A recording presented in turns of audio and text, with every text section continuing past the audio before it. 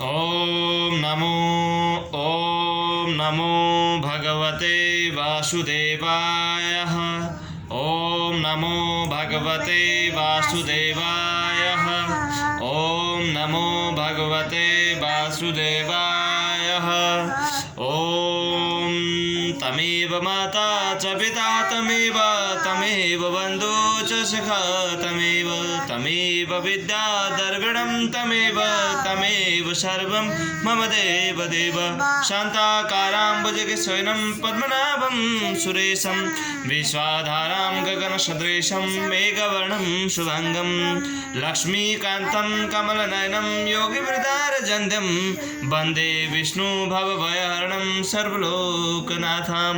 ॐ गुरुर्ब्रह्मा गुरुर्विष्णु गुरुर्देव महेश्वर गुरुर्साक्षात् परब्रह्म तस्मै श्री गुरुभ्यो नमः। अखण्डमण्डलाकारं व्याप्तं व्यक्तचराचरं तद्वनं दर्शिनं देन तस्मै श्री गुरुभ्यो नमः। बोलो सच्चिदानंद भगवान की जय। बोलो श्री कृष्ण कन्हैया लाल की जय। बोलो श्री राधा कृष्ण भगवान की जय। कृष्ण कन्हैया लाल की जय। वैकुंठनाथ भगवान विष्णु की जय। माता लक्ष्मी की जय। अब मैं आगे आपको फिर आज कथा सुनाने जा रहा हूँ। कार्तिक महात्मा जो शुरू हो रही है, मैंने प्रत्येक दिन करके कल 12वां अध्याय का श्रवण करवाएं। आज मैं आपको 13वां अध्याय का श्रवण करवाता हूँ, वो आप सारे ध्यान देकर सुने। कार्तिक कथा सुनो सभी सज्जन मन लाओ, 13वां अध्याय लिखूं श्री प्रभु चरण में आओ। हे प्रभु, कार्तिक महात्मा कार्तिक कथा सुनो, सारे मन लगाकर सुने। और ये 13वां अध्याय जो लिखे हैं वशिष्ठ महाराज जी ने, इसको भी आप ध्यान देकर सुने। अब आगे कथा प्रारंभ करने जाता हूँ। आप दैत्यों के तृष्ण प्रारंभ से व्याकुल देवता इधर उधर भागने लगे। तब इंद्रादि देवताओं को इस प्रकार भयभीत देखकर गरुड़ पर चढ़े भगवान विष्णु युद्ध में आगे आ बढ़े। उनके अपना सारंग नामक धनुष उठाकर बड़े जोर से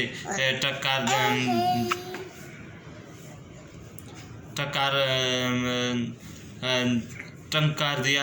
इसके नेत्र गुंज उठा। पल मात्र में श्री भगवान विष्णु से हजारों दैत्यों के सिर काट गिराए। यह देखकर जालंधर के क्रोध की सीमा न रही। फिर तो भगवान विष्णु और जालंधर में महान संग्राम हुआ। बाणों से आकाश भर गया। लोग आश्चर्य करने लगे। भगवान विष्णु के अपने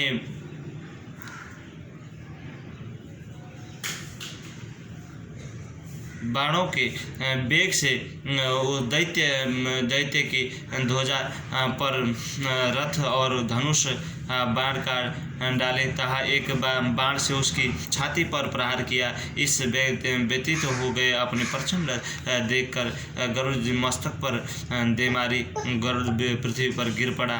साथ ही क्रोध से उस दैत्य ने अपने होठ ठोके और भगवान विष्णु के छाती में तीक्ष्ण बाण मारा। उसके मार में भगवान विष्णु ने उसकी गदा काट दी और अपने सारंग धनुष पर बाण चढ़ाकर उसके पीठ प्रारंभ किया।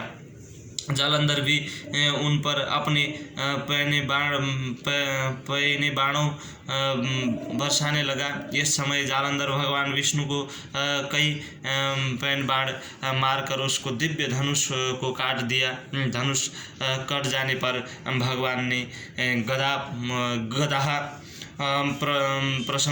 संग्रह कर लिया और शीघ्र ही जालंधर को खींचकर मारी, परंतु उसको अनिश्चित अमोघ गदा की मार से भी वह चलायमान ना हुआ। इतना बलशाली था, उसको किसी भी प्रकार से भगवान विष्णु का चोट उसको तिनके की भांति भी उसको नहीं लगी। तो इतना लड़ाई होती रही। अग्निहोत्र और मदगोर समान फूलमाला और युद्ध देवों ने अंत की क्रोधित होकर अग्निमुख त्रिशूल उठाकर भगवान विष्णु पर छोड़ दिया। भगवान ने शिव जी के चरणों को स्मरण कर नंदक नामक त्रिशूल से उनके त्रिशूल को छेद दिया। जालंधर ने झटपट भगवान की छाती में एक मुष्टिक मारा। इसने उत्तर में भगवान विष्णु ने भी उनकी छाती पर अपनी एक मुट्ठी का प्रहार किया।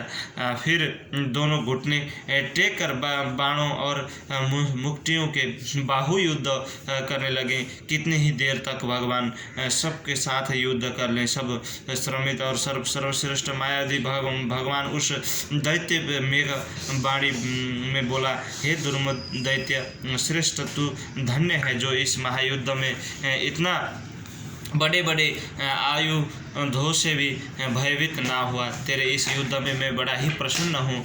तू जो चाहे वर मांग, मैं अवश्य ही अद्यतन वस्तु भी आज तुझे दूंगा। मायावी भगवान विष्णु की ऐसी वाणी सुनकर जालंधर ने कहा, हे भावुक, यदि आप मुझ पर खुश है तो यह वर दीजिए कि आप मेरी बहन के साथ तथा अपने सारे कुटुंबियों सहित मेरे घर पर निवास करें। नारद जी कहते हैं, उसके ऐसे वचन सुनकर भगवान को देख तो हुआ, किंतु उसी क्षण देव को तथास्तु कह दिया। और जब भगवान विष्णु सब देवताओं के साथ जालंधर पुर में जाकर निवास करने लगे। जालंधर अपनी बहन लक्ष्मी और देवताओं सहित भगवान को कहा पा कर बड़ा प्रसन्न हुआ।